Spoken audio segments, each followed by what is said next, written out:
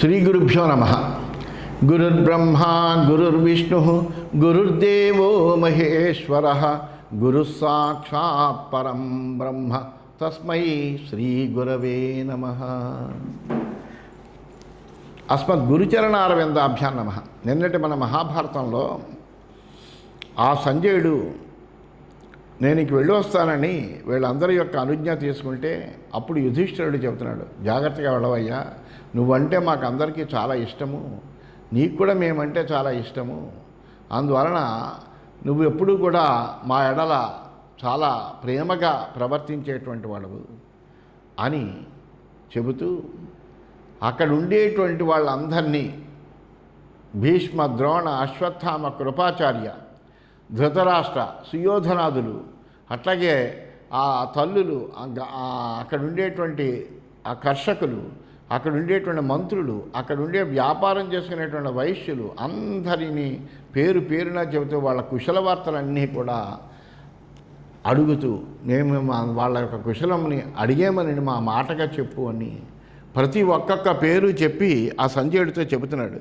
చెబుతూ ఇంకా చెబుతున్నాడు, కన్యా స్వజేథా సదనేషు సంజయ అనామయం మద్వచనేన పృష్ట్వా కళ్యాణావసంతు పతయోనుకూలా యూయం పతీనాం భవతానుకూలా.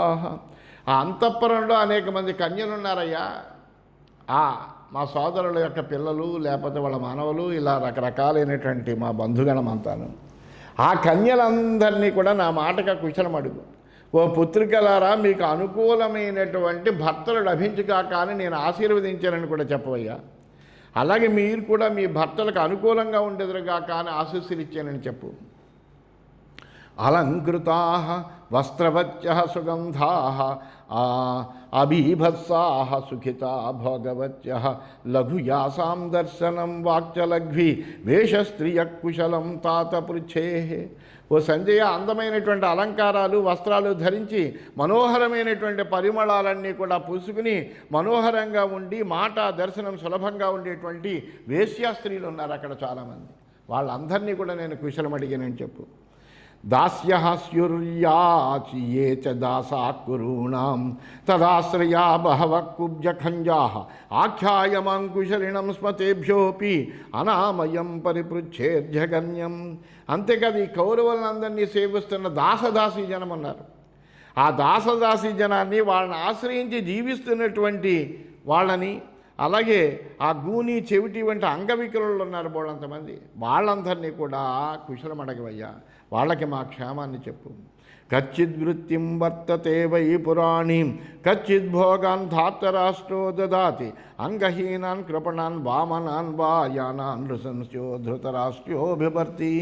అలాగే ఆ ధృతరాష్ట్రుడు ఈ అంగహీనుల పట్ల, దీనుల పట్ల దయగా వ్యవహరిస్తున్నాడా, వాళ్ళకి రక్షణని కల్పిస్తున్నాడా లేదా, పోషణకు తగినటువంటి సామగ్రిని అంతటినీ ఆ దుర్యోధనుడు వాళ్ళకి ఇస్తున్నారా. వికలాంగుల్ని చాలా జాగ్రత్తగా చూడాలి, ఎందుకంటే వాళ్ళ పాపం వాళ్ళ పనులు చేసుకోలేరు. అందువల్ల వాళ్ళకి తగినటువంటి విధంగా ప్రభుత్వం సహాయం చేయాలి. అందువలన ఆ ప్రభుత్వాన్ని నిర్వహిస్తున్నటువంటి ధృతరాష్ట్రుడు, దుర్యోధనుడు వాళ్ళకి సహాయం చేస్తున్నారా లేదా, వాళ్ళ ప్రాచీనమైనటువంటి వృత్తులు నిర్వహిస్తున్నారా లేదా అని అడిగాడు. అంధాంశ సర్వాన్ సవిరాంస్తథైవ హస్యాజీవా బహవో యత్ర సంతి ఆఖ్యాయమాంకుశలినం స్మతేభ్యోపి అనామయం పరిపృచ్ఛేర్జగన్యం. అంతే కదా, హస్తినాపురంలో ఉండేటువంటి అంధులున్నారు, వృద్ధులున్నారు, మావటి వాళ్ళు ఉన్నారు, వాళ్ళందరికీ కూడా మా క్షేమాన్ని తెలియజేయి, వాళ్ళ క్షేమాన్ని అడిగేమని చెప్పు. మా భైష్ట దుఃఖేన కుజీవితేన నోనంకృతం పరలోకేషు పాపం నిగృహ్య శత్రూన్ సుహృదో అనుగృహ్య వాసోభిరన్నేన చబో భరిష్యే.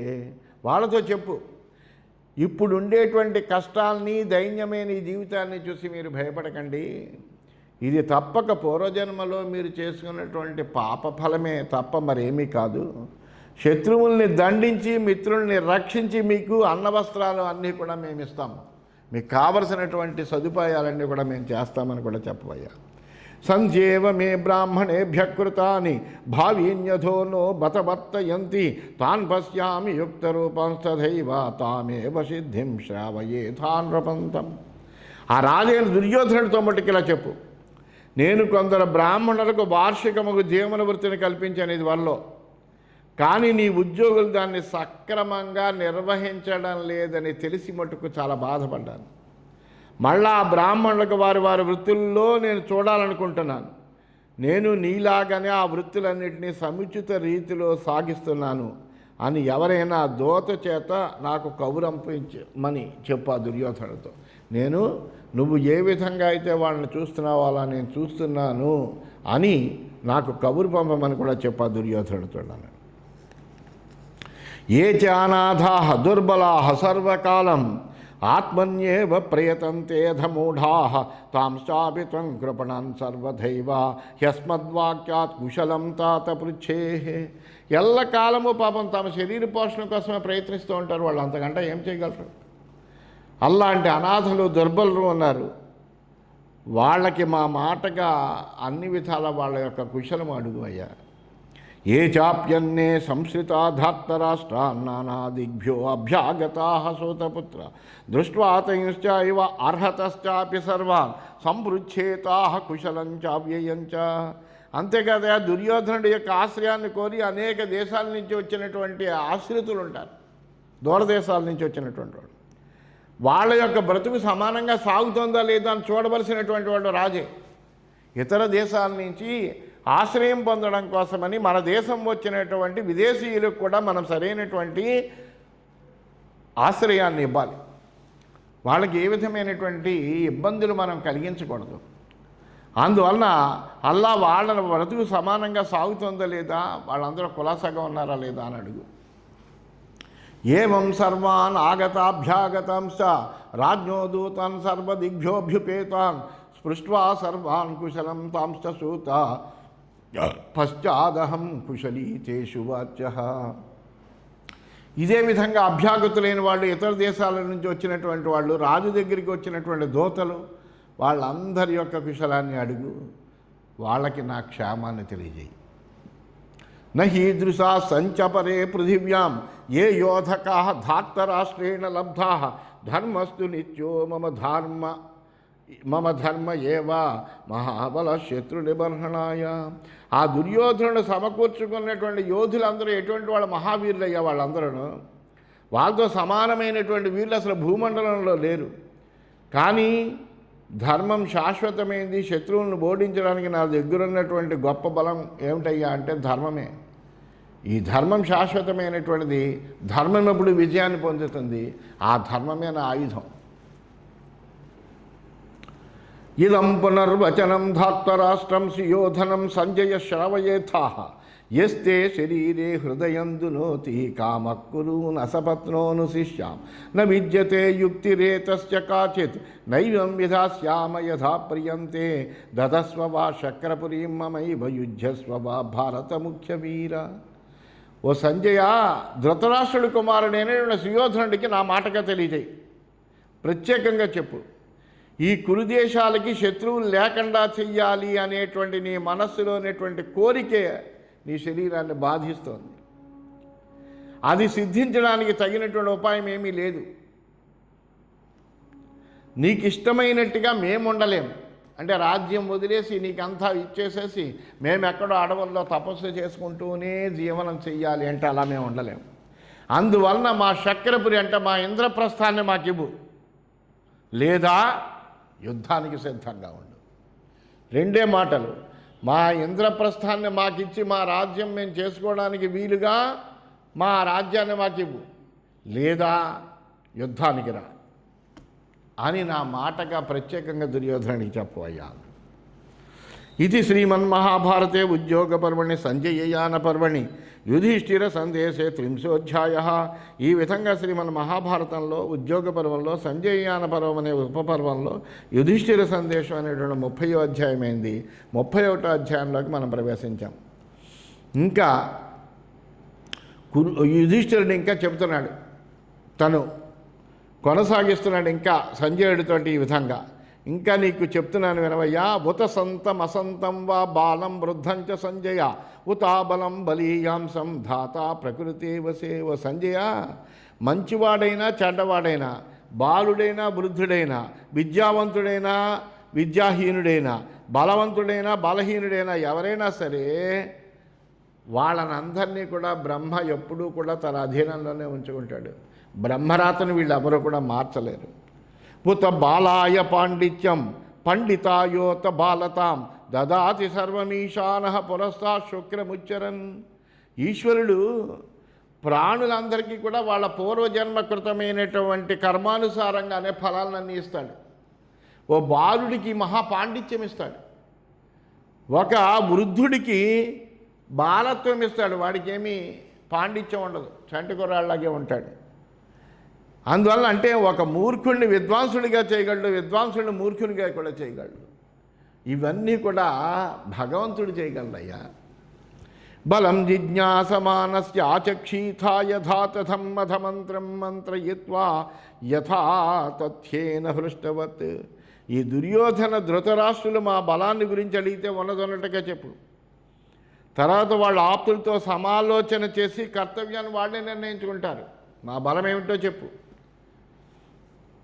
గావల్గణే కురున్ గత్వా ధృతరాష్ట్రం మహాబలం అభివాద్యోపసంగృహ్య తతపృచ్ఛేరనామయం. ఓ గవల్గణ కుమారా సంజయ, నువ్వు తిరిగి హస్తినాపురానికి వెళ్ళాక మహాబలుడైనటువంటి ధృతరాష్ట్రుని పాదాలు పట్టి మా నమస్కారాలు తెలియజేసి ఆయన కుశలం అడుగు. బ్రూయాశ్చైనం త్వమాసీనం కురుభి పరివారితం తవైవ రాజన్ వీర్యేణ సుఖం జీవంతి పాండవా. ఆ తర్వాత కౌరవులతో పాటుగా సుఖాసీనుడై ఉన్నటువంటి ఆ మహారాజుతోటి చెప్పు, రాజా నీ సామర్థ్యం చేత పాండవులందరూ సుఖంగా జీవిస్తున్నారు అని చెప్పు. తవ ప్రసాదాత్ బాలాస్తే ప్రాప్త రాజ్యమరిందమ రాజ్యేతాన్ స్థాపయత్వాగ్రే నోపేక్షస్వ వినశ్యతః. నీ అనుగ్రహం వల్ల నీ కుమారులు బాలురైన రాజ్యాన్ని పొందారు. మొదట రాజ్యాధికారంలో కూర్చోబెట్టి తర్వాత వాళ్ళు నశిస్తూ ఉంటే చూస్తూ ఊరుకోవద్దు. ఇప్పుడు వాళ్ళు ఇంతటి రాజ్యానికి అర్హత లేకపోయినా కానీ వాళ్ళందరికీ కూడా రాజ్యం దక్కింది. అందువల్ల ఆ దక్కినటువంటి రాజ్యాన్ని వాళ్ళు సమానంగా నిర్వర్తించక అనేక దురాలోచనలతో ఉంటూ ఇవ్వవలసినటువంటి మా రాజ్యాన్ని కూడా వాళ్ళు లాక్కుని అనుభవిస్తాము అంటే కనుక చల్లదయ్యా. అందువలన నువ్వు చూసుకో, వాళ్ళ నాశం కోరుకోకు అన్నాడు. సర్వమప్యేతదేకస్య నాలం సంజయ కస్యచిత్ తాత సంభత్య జీవామహ ద్విషతాం మా వశంగమ. ఓ సంజయ్ ఇంకా చెప్పు, తండ్రి ఈ రాజ్యమంతా ఇచ్చినా ఒకడికి చాలదు. ఎందుకంటే సరిపోతుందని తృప్తిపడ్డ, ఎందుకంటే తృప్తి ఉండదు కాబట్టి. మనమంతా కలిసి జీవిద్దాం, మన శత్రువులకు లోబడకు అని చెప్పు. అంతేగాని మనలో మనకు కలహం అక్కర్లేదు అనేటువంటి విషయం చెప్పు. తథా భీష్మం శాంతనవం భారతానాం పితామహం శిరసాభివదేథాస్త్వం మమ నామ ప్రకీర్తయన్ అభివాద్య చ వక్తవ్య తతోస్మాకం పితామహ భవతా శంతనోర్వంశః నిమగ్నః పునరుద్ధృత సత్వం కురు తథా తాత స్వమతేన పితామహ యథా జీవంతి తే పౌత్రాః ప్రీతిమంతః పరస్పరం. అదేవిధంగా భరతవంశ పితామహుడు శంతను కుమారుడైనటువంటి భీష్ముడికి నా పేరు చెప్పి శిరస్సు వంచి నమస్కారాలు తెలియజేసి ఈ విధంగా చెప్పు, తాత నువ్వు నశించిపోతున్నటువంటి శంతనుని యొక్క వంశాన్ని ఉద్ధరించినటువంటి వాడవు. నువ్వు నీ మనువులైనటువంటి కౌరవ పాండవులు పరస్పరం ప్రేమతో జీవించే విధంగా నీకు ఇష్టమైనటువంటి రీతిగా నువ్వు చేయవయ్యా. వీళ్ళు కలహించుకోకుండా అందరూ కలిసి హాయిగా జీవించేటువంటి విధానాన్ని ఏర్పాటు చేయి. తథైవ విదురం బ్రూయాః కురూణాం మంత్రధారిణం అయుద్ధం సౌమ్య భాష స్వహితకామో యుధిష్ఠిరే. అదేవిధంగా కౌరవుల మంత్రి అయిన విదురుడితో కూడా చెప్పు, సౌమ్యుడా యుధిష్ఠిరుని హితాభిలాషగా నువ్వు యుద్ధం వద్దనే సలహా చెప్పు. అథ దుర్యోధనం బ్రూయాః రాజపుత్రమమర్షణం మధ్యే కురూణామాసీనం అనునీయ పునః. ఆ తర్వాత కౌరవుల మధ్య అసహనంగా కూర్చుంటాడు దుర్యోధనుడు.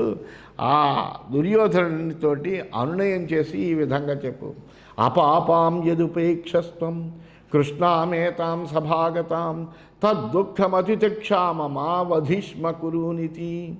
నువ్వు ఏ పాపము చెయ్యనటువంటి ద్రౌపదిని నిండు కొలువులోకి రప్పించి ఎంతటి అవమానం చేసినా అంతటి దుఃఖాన్ని మేము అందరము సహించాం.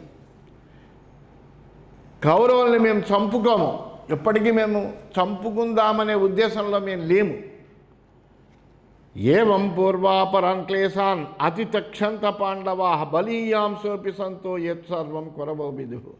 ఈ విధంగా పాండవులు ముందు వెనుక కష్టాలు అన్నీ అనుభవించారు. బలవంతులైనప్పటికీ సహించారు, పరాక్రమము లేక కాదు, ధర్మానికి కట్టుబడి. అందువలన ఈ సంగతి అంతా కౌరవులందరికీ కూడా తెలుసు. ఎన్న ప్రావ్రాజయ సౌమ్య అజినై ప్రతివాసితాన్ తద్దుఃఖమతిథి క్షామమావధిష్మ కురునితి. మమ్మల్ని నారబట్టలతో అడవులకి పంపినా కౌరవుల్ని చంపాలనుకోకుండా ఆ కష్టాన్నంతా కూడా భరించాం. యత్కుంతీం సమతిక్రమ్య కృష్ణాం కేశేషు అధర్షయేత్ దుశ్శాసనస్తేనుమతే తచ్చాస్మాభిరుపేక్షితం. నీ అనుమతితో దుశ్శాసనుడు తల్లి కుంతిని కూడా లక్ష్య పెట్టకుండా అతిక్రమించి ద్రౌపది జుట్టు పట్టుకుని సభలోకి తీసుకొచ్చాడు, అవమానించాడు. దాన్ని కూడా మేము ఉపేక్షించాం. అధోచితం స్వకం భాగం లభేమహి పరంతప నివర్తయ పరద్రవ్యాత్ బుద్ధిం వృద్ధాం నరసభ. ఏది ఏమైనప్పటికీ మాకు రావలసినటువంటి రాజ్యభాగం మేము పొందాలి. అందువలన ఓ దుర్యోధన, ఇతరుల సొత్తును ఆశించేటువంటి బుద్ధిని నువ్వు మళ్లించుకో. శాంతిరేవం భవేత్ రాజన్ ప్రీతిశ్చైవ పరస్పరం రాజ్యైక దేశమపి న ప్రయచ్ఛ శమమిచ్చతాం. ఇలా అయితేనే శాంతి ఏర్పడుతుంది, పరస్పరం ప్రీతి కూడా ఏర్పడుతుంది. శాంతిని కోరుతున్నటువంటి మాకు రాజ్యంలో కొంత భాగమైనా ఇచ్చి తీరాలి. అవిస్థలం మృకస్థలం ఆకందీం వారణావతం అవసానం భవత్వత్ర కించిదేకం చ పంచమం. అంతేకాదు, ఇంకా ఒక చిన్న మాట కూడా మాట్లాడాడు. చాలా దయాపూర్ణుడే ధర్మరాజు మాట్లాడాడు.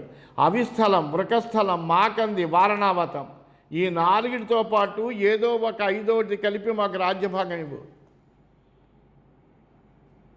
అవి మేము ఐదుగురం పరిపాలించుకుంటూ హాయిగా ఉంటాం. భ్రాతృణాం దేహి పంచానాం పంచగ్రామాన్ సుయోధన శాంతిర్నోస్తు మహాప్రాజ్ఞ జాతిభి సహ సంజయ. ఓ సుయోధన, మా ఐదుగురు సోదరులకు 5 గ్రామాలనే ఇయ్యి. ఇలా జరిగితే కనుక మా జ్ఞాతులతో మాకు శాంతి కలుగుతుందంటే మీ మీద యుద్ధం చేయకుండా మేము ఉంటాం. మాకు శాంతి కావాలి. మిమ్మల్ని చంపడం అనేటువంటిది ఒక ప్రధానంగా మేము పెట్టుకోలే, పరాక్రమం ఉన్నప్పటికీ కూడా. ఎందువల్లంటే మనమందరము కూడా జ్ఞాతులం కాబట్టి. భ్రాత భ్రాతరమన్వేతు పితా పుత్రేణ యుజ్యతాం స్మయమానా సమాయాంతు పంచాలా కురుభి సహ అక్షతాన్ కురు పాంచాలాన్ పశ్యేయమితి కామయే సర్వే సుమనసస్తాత శామ్యామ భరతర్షభ. సోదరుడు ఎప్పుడు కూడా సోదరుడితో కలిసి ఉండాలయ్యా, తండ్రి కొడుకుతో కలిసి ఉండాలి. అలాగే పాంచాల దేశీయులు కౌరవులు కలిసి ఉండాలి. కురుపాంచాల దేశీయులు ఒకరితో ఒకళ్ళు కలహించుకోకుండా ఉండాలి. ఎటువంటి హాని లేకుండా వాళ్ళందరూ ఉండాలి అని మేము కోరుకుంటున్నాం. ఓ దుర్యోధన, మనమంతా మంచి మనస్సు కలవారమే శాంతిని పొందాలి అని కోరుకుంటున్నాం. అందుకు నువ్వు ఆ విధంగా చెయ్యి. అలమేవ శమాయాస్మి తథా యుద్ధాయ సంజయ ధర్మార్థయోరలం చాహం మృదనే దారుణాయ చ. ఓ సంజయ, నేను శాంతి కొరకు సమర్థుడినేనయ్యా, అలాగే యుద్ధానికి ధర్మార్థాల సాధనకు కూడా సమర్థుడినే. మృదువైన పనికి దారుణమైన పనికి కూడా నేను సమర్థుడినేనయ్యా.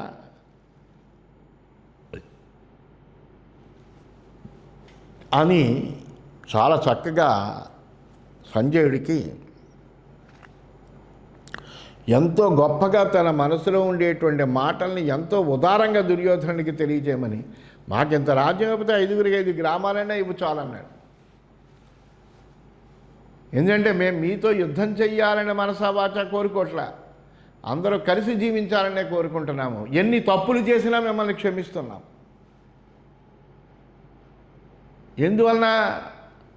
బలం లేక కాదు, మిమ్మల్ని మీతో యుద్ధం చేయడం అనేటువంటిది ఇష్టం లేక అందరూ కలిసి ఉండాలి అనేటువంటి ఒక మంచి భావనతోటి అని సంజయుడికి చెప్పాడు. అయితే ఈ మాటలు వాళ్ళు వింటారా? దుష్టులైనటువంటి వాళ్ళు, దుర్మార్గులైనటువంటి వాళ్ళు, మనస్సంతా కూడా విషం నింపుకున్నటువంటి వాళ్ళు ఈ మాటలు వింటారా? అందుకనే తిరుపతి వెంకటకి వాళ్ళు అన్నారు, ఈ సంజయుడు రాయబారం కూడా ఏం సిద్ధం ఇలా అడిగారయ్యా అని తర్వాత చెప్పినాక నాకు ఏం సిద్ధించలేదు కాబట్టి శుష్క ప్రియాలు శూన్యహస్తాలు అని అంటారు ఆయన ఈ రాయబారాలని. అందువలన ఈ విధంగా సంజయుడికి చెప్పాడు. ఇది శ్రీమన్ మహాభారతే ఉద్యోగ పర్వణి సంజయ యాన పర్వణి యుధిష్ఠిర సందేశే 31 ఈ విధంగా శ్రీమన్ మహాభారతంలో ఉద్యోగ పర్వంలో సంజయ యాన పర్వం అనే ఉపపర్వంలో యుధిష్ఠిర సందేశం అనేటువంటి 31వ అధ్యాయం పూర్తయిందని తెలియజేస్తూ స్వస్తి.